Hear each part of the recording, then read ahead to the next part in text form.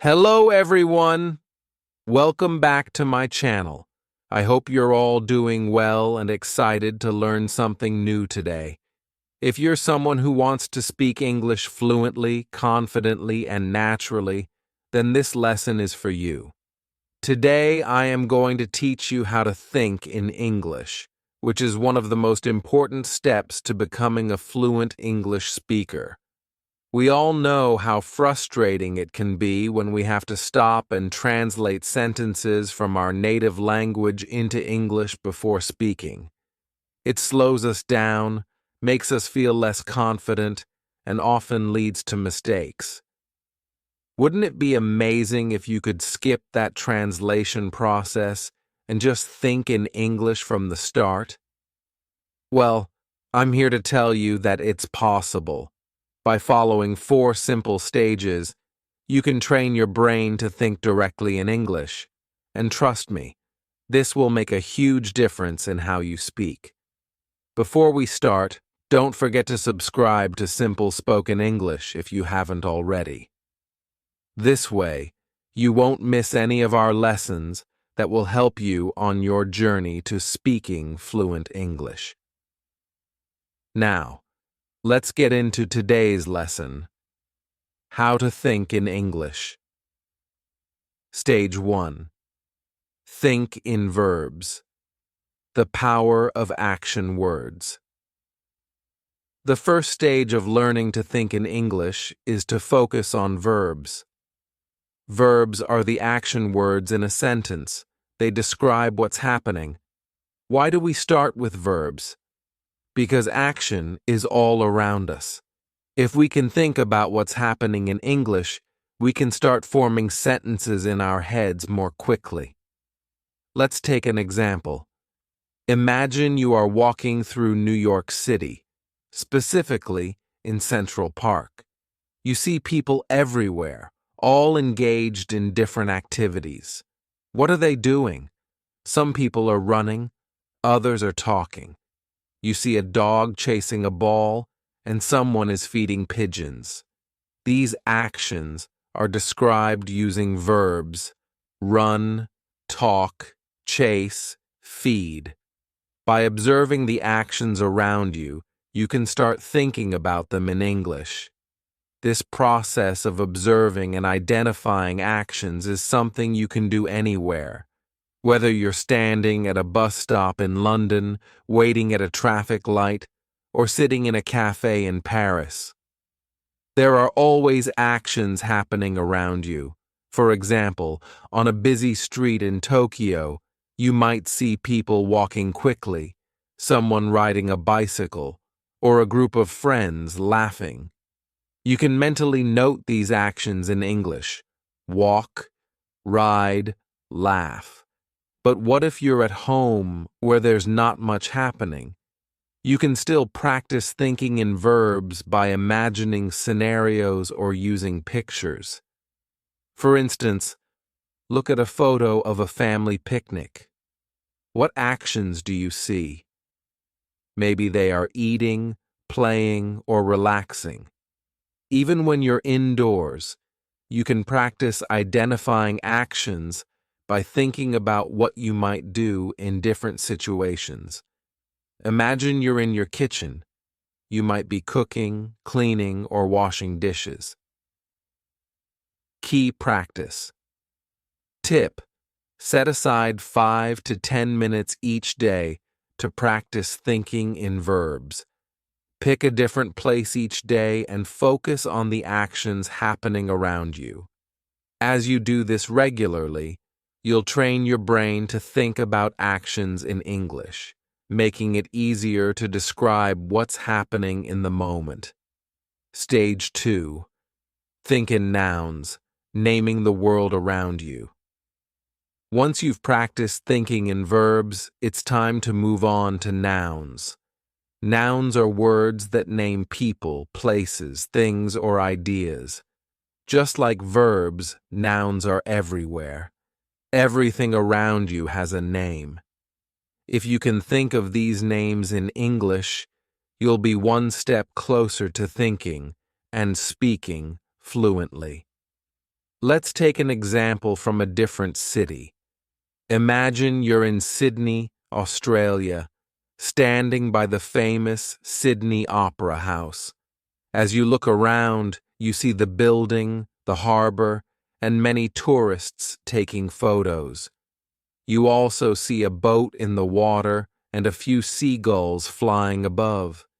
Each of these things is a noun: building, harbor, tourists, boat, seagulls. It's important to practice thinking in nouns wherever you are. If you're at a market in Delhi, India, you might see fruits, vegetables, spices, and vendors. These are all nouns that describe the objects and people around you.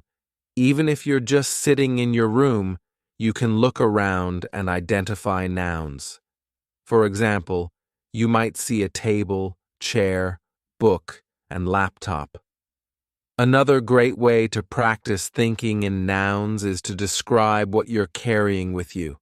What's in your bag? Maybe you have a phone, some keys, and a wallet. If you practice naming these objects in English, it will soon become second nature. Over time, this will help you think faster and more clearly in English. Key practice. Tip: spend a few minutes each day naming the objects around you in English, whether you're outside, at home, or even traveling. Challenge yourself to identify everything in English. For instance, if you're visiting Barcelona, Spain, look around and name things like buildings, bicycles, cafes, and tourists. The more you practice this, the more your brain will automatically think in English. Stage 3. Think in sentences, connecting verbs and nouns. Once you're comfortable thinking in verbs and nouns, it's time to move on to the next step, thinking in sentences. This is where you start putting verbs and nouns together to describe what's happening around you in full sentences. At this stage, it's important to start simple. Don't worry about making long, complicated sentences. Just focus on creating short, clear sentences that describe what you see. For example, if you're in Cape Town, South Africa, looking at Table Mountain, you might say, "The tourists are climbing the mountain. The sun is shining. The wind is blowing." These are simple, but they allow you to practice thinking in complete sentences. Now, let's imagine you're in Toronto, Canada, sitting in a park. What's happening around you? You could describe the scene like this. A family is having a picnic. The children are playing with a ball. The birds are flying in the sky. These sentences are short, but they effectively describe what's happening around you. As you become more comfortable, you can start making your sentences longer. For example, if you're in Berlin, Germany, walking near the Brandenburg Gate, you might say, "A group of tourists is taking pictures of the monument. Some of them are listening to their tour guide, while others are checking their maps." This sentence combines multiple verbs and nouns, giving a fuller description of the scene. The goal here is to get used to thinking in sentences instead of just words. This will help you when you're speaking, as you won't have to stop and think about each individual word. Your brain will automatically form sentences in English. Key practice tip. Every day, take 10 to 15 minutes to describe your surroundings in sentences. Whether you're at home, in the office, or walking through a new city, try to form complete sentences in your head that describe what's happening. If you're in a cafe in Rome, Italy, you might say, "The waiter is serving coffee. Two friends are chatting at the next table. A couple is reading a menu. This practice will make thinking in English much more natural. Stage 4. Think in paragraphs, bringing it all together. The final stage is to move from thinking in sentences to thinking in paragraphs. This means describing everything around you in more detail, telling a full story, or creating a more vivid picture of the scene. Imagine you're visiting the Great Wall of China. Here's how you might describe it in a paragraph. I'm standing on the Great Wall, and the view is incredible. The mountains stretch out as far as I can see, and the wall winds its way across the landscape. There are tourists all around me, taking pictures and walking along the wall. I can hear people speaking in different languages, and there's a cool breeze blowing through the air. The steps are steep, and the stone is worn from centuries of use. In this paragraph, you've combined everything: verbs, walking, speaking, nouns, tourists, mountains, wall, and sentences to create a full description of the scene. By practicing this, you'll start thinking in English more naturally. You won't just be forming short sentences, you'll be able to describe things in full detail. Let's take another example. Imagine you're walking through a bustling market in Istanbul, Turkey. You might describe the scene like this. The market is filled with people, all busy shopping and bargaining with the vendors. I can smell the spices in the air, and the bright colors of the rugs and textiles catch my eye. A man is selling tea from a cart, and groups of tourists are taking photos. The sound of people talking and laughing fills the air, and the atmosphere is lively and energetic. When you practice thinking in paragraphs like this, you are training your brain to describe events and scenes in full detail without stopping to translate from your native language. This stage is essential because it helps you not only think in English, but also express your thoughts in a more coherent and fluent way. By focusing on forming paragraphs, you can talk more naturally and at length, which is key when you're aiming for fluency. Let's take one more example to practice. Imagine you're sitting in a cozy cafe in Amsterdam, Netherlands. Here's how you might describe the scene in a paragraph. I'm sitting at a small table by the window, sipping my coffee. The cafe is warm and inviting, with soft music playing in the background. Outside, I can see people riding their bicycles along the canal. The sky is cloudy, and it looks like it might rain soon. Inside, a few people are reading books, and a couple is chatting quietly over their breakfast. The smell of freshly baked bread fills the air, and the atmosphere is calm and peaceful. In this paragraph, you've combined all the elements, verbs, nouns, and sentences to create a vivid picture of the scene. This is the final stage of thinking in English, where you can describe situations in detail just as you would in your native language. Take a few minutes to describe your day in a paragraph. Start from the moment you woke up and think about everything that happened. What did you do? Where did you go? Who did you meet? Try to describe it all in English. For example, today was a busy day. I woke up early and went for a walk in the park. The weather was nice, and I saw a lot of people exercising. After that, I had breakfast at a small cafe. I ordered a cappuccino and a croissant.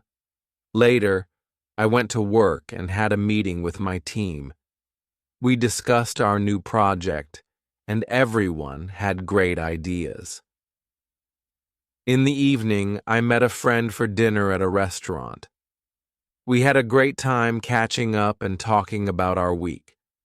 This type of daily practice will not only help you think in English, but also improve your ability to recall and describe events in detail.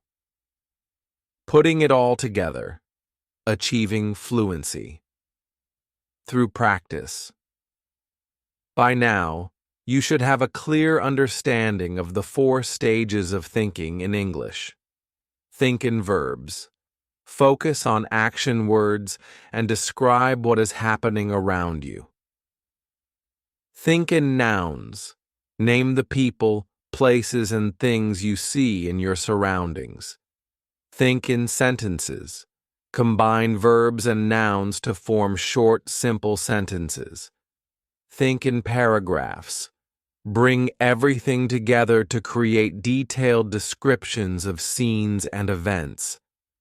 Each of these stages builds on the previous one, helping you develop the ability to think directly in English without the need for translation. It's important to practice each stage regularly, as this will train your brain to process information in English more naturally. Why thinking in English is essential for fluency. Now that you understand the stages, let's talk about why this method works. When you first start learning English, you likely translate from your native language. This is natural, but it creates a delay in your speaking. Instead of speaking smoothly, you have to pause and think about what to say, which can make you feel less confident. By practicing thinking in English, you eliminate that translation step. Your thoughts will naturally form in English, making your speech faster and more fluid. When you can think in English, you'll also find it easier to have conversations, express your ideas, and respond quickly in discussions. For example, imagine you're at a job interview in London, and the interviewer asks you to describe a challenging situation you faced at work. If you're thinking in your native language, you might need a moment to translate your thoughts into English. But if you've trained yourself to think in English, you can respond immediately and confidently, without hesitation. The same goes for everyday conversations. Whether you're chatting with friends, giving a presentation, or even ordering food at a restaurant, being able to think in English will make the process much smoother. Practical exercises to help you think in English. Now that you've learned the 4 stages, here are some practical exercises you can do to improve your ability to think in English. Daily observations. Spend 10 to 15 minutes each day observing your surroundings and describing them in English. Whether you're on the bus, at the park, or walking through your neighborhood, challenge yourself to describe everything you see using verbs, nouns, and sentences. Picture descriptions. Find a photo from a magazine, website, or your own photo album. Look at the picture closely and describe everything you see in English. For example, if you're looking at a picture of a beach, you could say, "The sand is white and the water is crystal clear. There are a few people swimming, and some children are building a sandcastle. In the distance, I can see a boat sailing on the horizon." Write a journal. At the end of each day, write a short journal entry in English. Start by describing what you did that day, where you went, and who you met. As you practice, try to include more details in your descriptions. Talk to yourself. If you don't have anyone to practice speaking English with, You can practice by talking to yourself. Pick a topic and try to talk about it for a few minutes. For example, you could describe your favorite movie, explain how to make your favorite dish, or talk about your plans for the weekend. Set language challenges.